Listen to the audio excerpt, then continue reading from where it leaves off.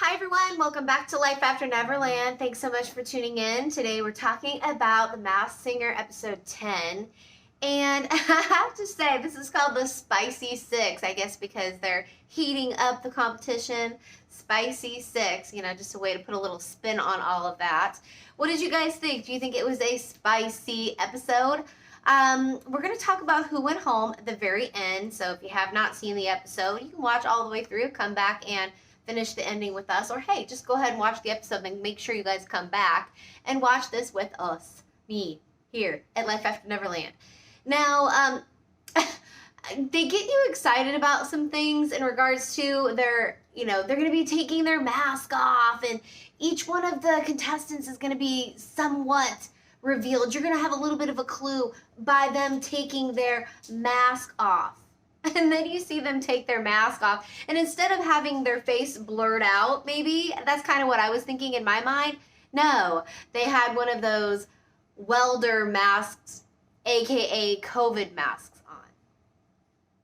Agenda much? Anyways, you guys, I thought it was really idiotic. I really thought it was dumb, idiotic, and I thought the hype was just a big...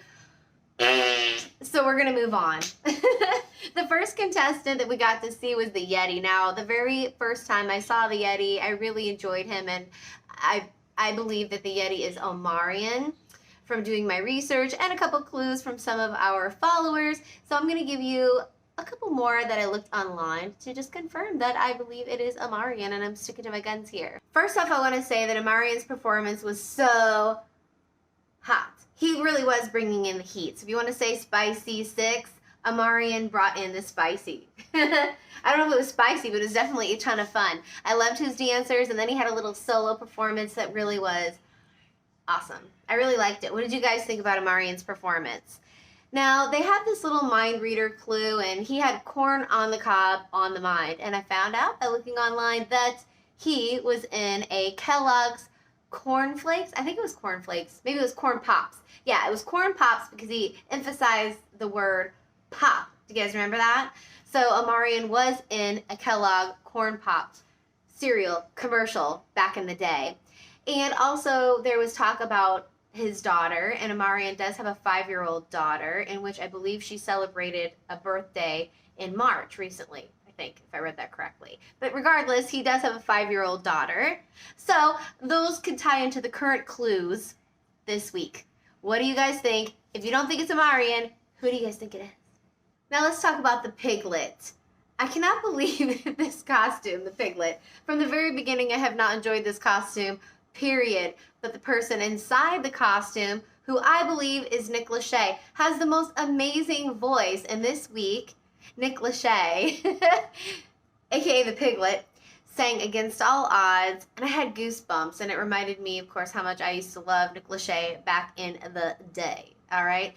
And I have a couple thoughts to put you on the Nick Lachey train.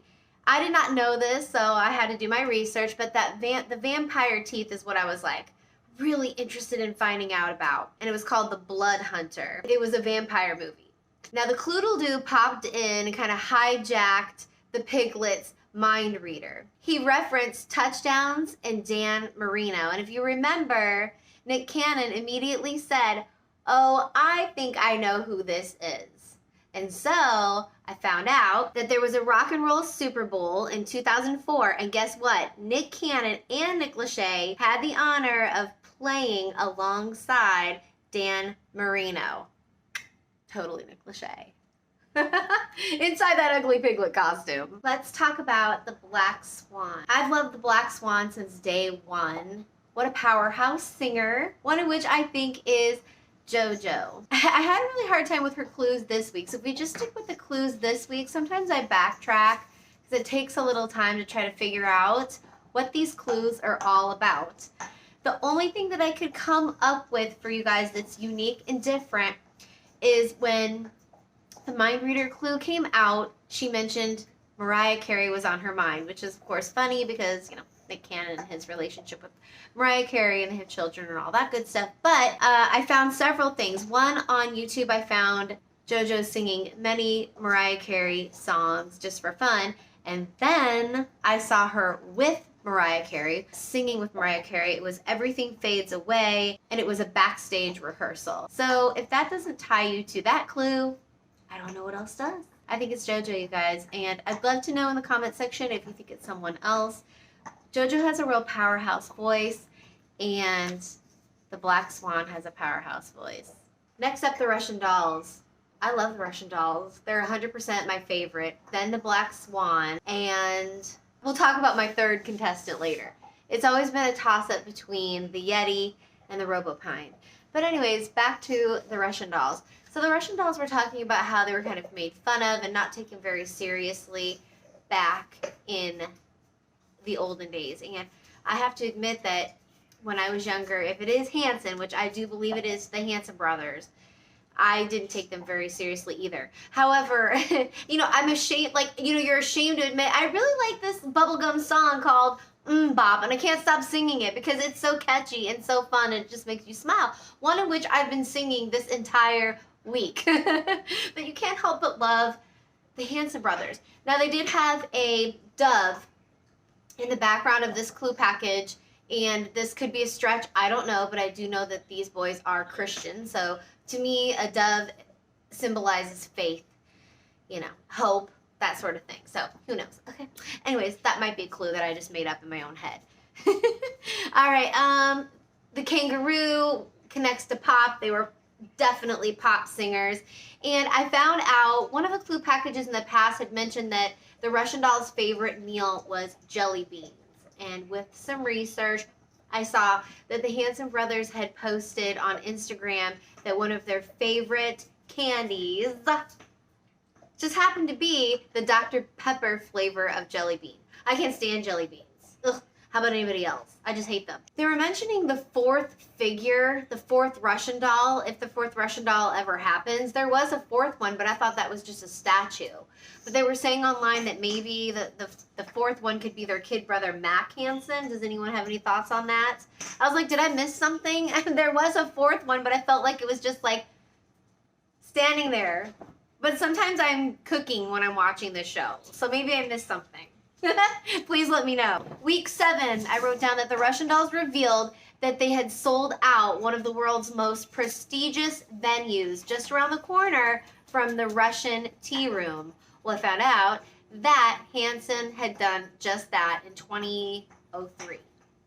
Hey! I think it's safe to say that the Russian Dolls are the Hanson brothers, and I don't feel like anyone's going to argue with me on that. So one of our followers had tuned me into Strong Enough to Break documentary, and I had mentioned that I was going to talk about that today. You guys should give it a watch. I'm going to tell you a little bit about it. It's basically their struggle trying to get onto their new label, the struggle of working with the music industry, making a new album, and the endless obstacles that they have to reach getting there. And I just really feel like it's motivational, and I think it can apply to anything that you're trying to achieve, to reach. And one of the things that I think is really beautiful is that a lot of the times people who are Christian or have Christian faith, obstacles are thrown in our way constantly all the time, and our road is much narrower because of our faith in general. So check it out if you're interested. Okay, it was really good. I liked it, and thanks so much for filling me in on that. So now we have the Chameleon. The Chameleon has not been one of my favorite entertainers this entire season, and I'm truly surprised that the Chameleon is still here. I think it's safe to say that because I'm talking about the Chameleon, we know that the Robopine went home. What? The Robopine was amazing, and the Robopine gave me goosebumps. I loved the Robopine. So we're going to talk about the Robopine in a little bit. Why are these entertainers getting completely and utterly gypped that I know everyone loves, unless I'm completely clueless? But I'm pretty sure, and I feel very confident, that a lot of people really like the Robopine consistently, week after week, as well as the Seashell. And they're both now axed and sent home, and the Chameleon is still here. Is it the genre of music? Maybe it is. I just don't enjoy him. What I did enjoy, however, is his costume. So you compare the Chameleon's costume with the Piglet's costume. It's like so whack. And then they also had him in like this neon look. I loved it. You know, it was very like retro 70s. But he's still here. And I do think it's Wiz Khalifa. Just a couple things that will tie to Wiz Khalifa. I did a little bit of research. So in one of his packages, he had a joystick, and then there was like a video game. And I guess Wiz has his own app, and it's like a mobile video game called Weed Farm. They keep comparing him to Snoop Dogg, which in fact I actually thought he was Snoop Dogg for a little while. I mean, you've got Weed Farm as a video game, and then he has mentioned through some of my research, and he may have even said on the show, I'm not sure, but through my research he said that Snoop Dogg was his mentor, you know, his homie, and that sort of thing. And if you think about it, he's got a song called French Inhale, and I think it's with Snoop Dogg. And then he had a song called James Bong, which also is one of the other clues, which was a 007 clue. So there's a lot of weed comments in there. So he's probably Snoop Dogg's, the new up-and-coming Snoop Dogg is basically what Wiz Khalifa is.